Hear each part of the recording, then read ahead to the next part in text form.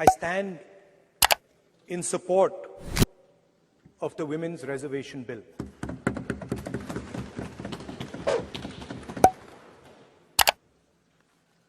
Yesterday, I was listening to the discussion, and the issue of the Sengol came up. And there was a conversation, a to and fro, about the Sengol. And also a little bit about the conversation about the transfer of power from the British to the people of India. Before handing over power to the people of India, the British asked the leadership of the freedom movement, who are we going to transfer power to? And of course, there was a little bit of arrogance in this statement, because they viewed India as a poor country. And the revolutionary answer that our freedom fighters gave was, we are going to transfer power to the people of India. So we became a country that from its inception gave the vote to all our women. And this was a revolutionary thing at the time. We also gave the vote to every single community. And the vote was a mechanism of transfer of power. It was designed to further transfer power to the people of India. And if you look at the journey from independence, it's been that journey. It's been a constant transfer of power, more and more and more power to the people of India, on one side. And on the other side, the counter idea, that take away power from the people of India. This is the fight that is going on. And in fact, in many ways, it is the fight that is taking place today. Huge step forward in the transfer of power to the women of India was Panchayati Raj, where they were given reservation and they were allowed to enter the political system at scale. And this is another step. It's a big step. It is not a small step. And I'm sure everybody in this room, the treasury benches, the opposition, everybody agrees that this is a very important step for the women of our country. They fought for independence. They are as capable as any man, in many ways more capable, and should be given as much space as they possibly can be given. There is one thing, in my view, that makes this bill incomplete. I would like to have seen OBC reservation included in this bill.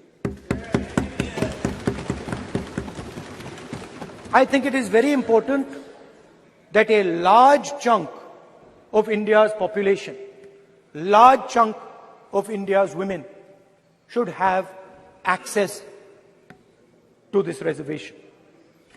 And that is missing in this bill. There are also two things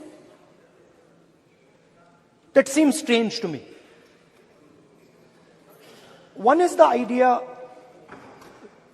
that you require a new census to implement this bill.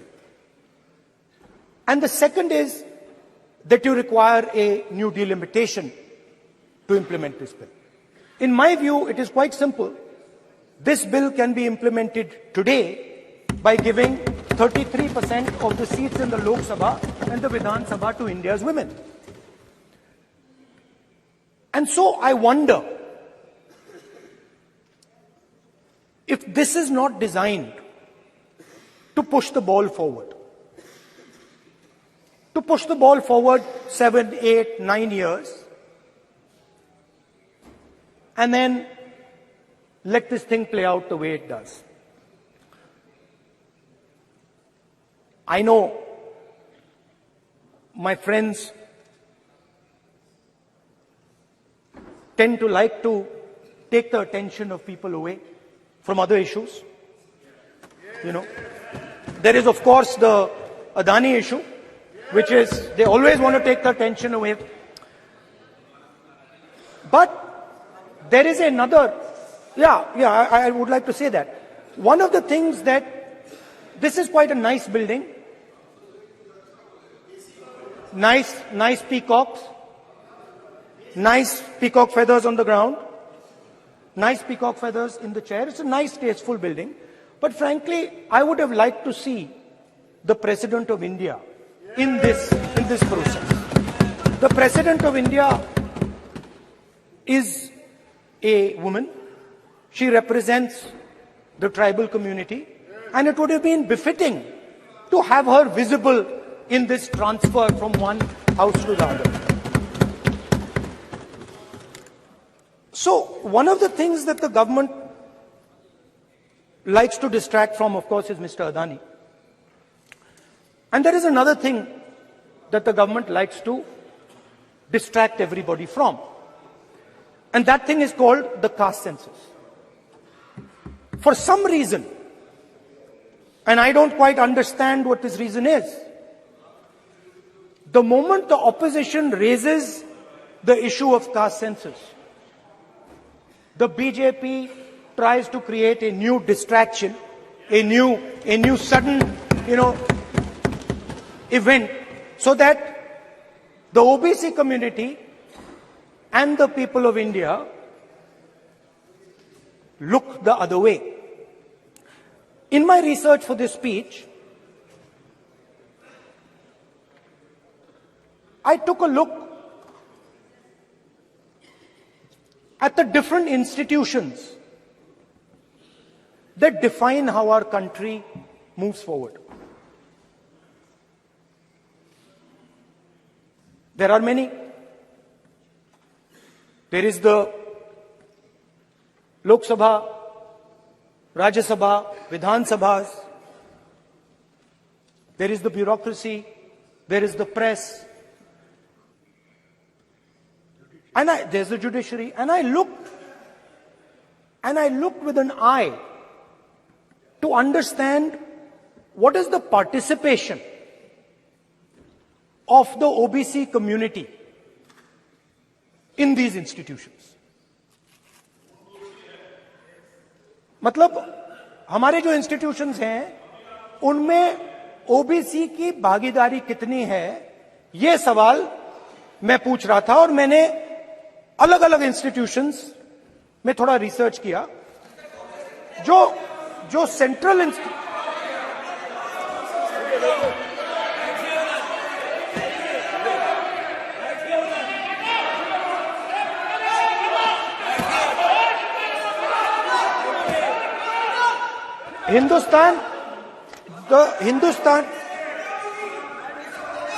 the central, don't worry, don't be scared, we are discussing, डरो मत, हम caste census की बात कर रहे हैं, डरो मत.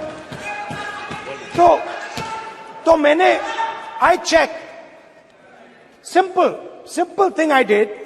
I said, look, what is the most important set of people in the government of India? The people who define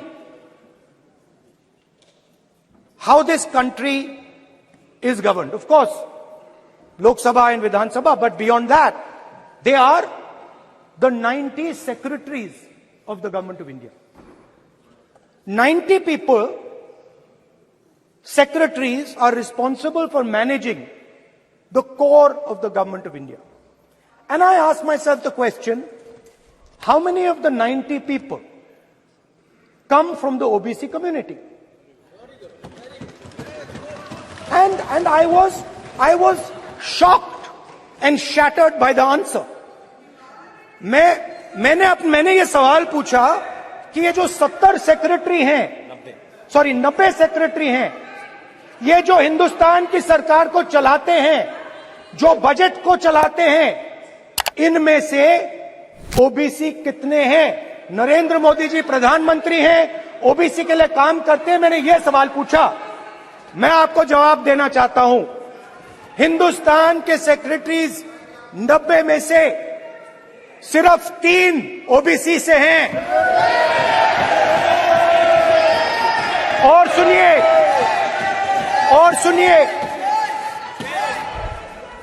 सुनिए, नहीं घबराइए मत, डरो मत। और सुनिए, ये जो सेक्रेटरीज हैं जो ओबीसी कम्युनिटी से हैं, ये हिंदुस्तान के सिर्फ 5% बजट को कंट्रोल करते हैं। मतलब अगर हिंदुस्तान का बजट 44 लाख करोड़ का है, तो ये 2.47 लाख करोड़ मतलब 5% कंट्रोल करते हैं। और सुनिए, मैं कर रहा हूं, मैं वहीं आ रहा हूं।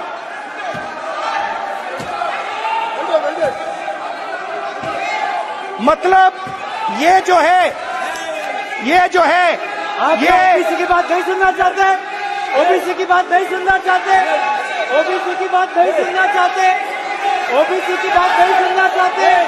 आप ओबीसी के खिलाफ है, आप ओबीसी के खिलाफ है, ओबीसी के खिलाफ है।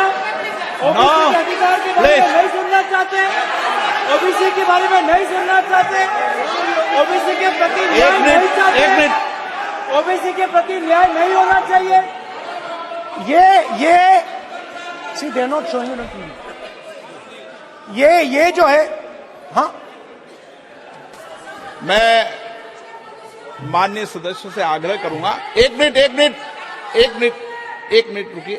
रुकिए। माननीय सदस्य से मैं आग्रह करूंगा, एक तो ये महिला आरक्षण बिल है, और दूसरा सभी माननीय सदस्य समान है। डरो मतो ये शब्द इस पार्लियामेंट में नहीं बोलना चाहिए।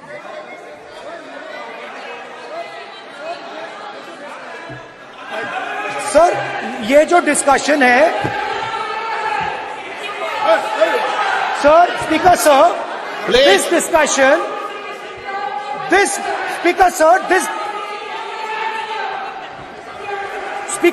this discussion is about the transfer of power to the people of India.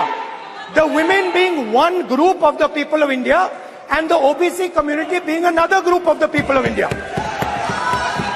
And I am elaborating that the OBCs, who number a huge percentage, have 3% of the 90 secretaries of this country and control and define 5% of India's budget.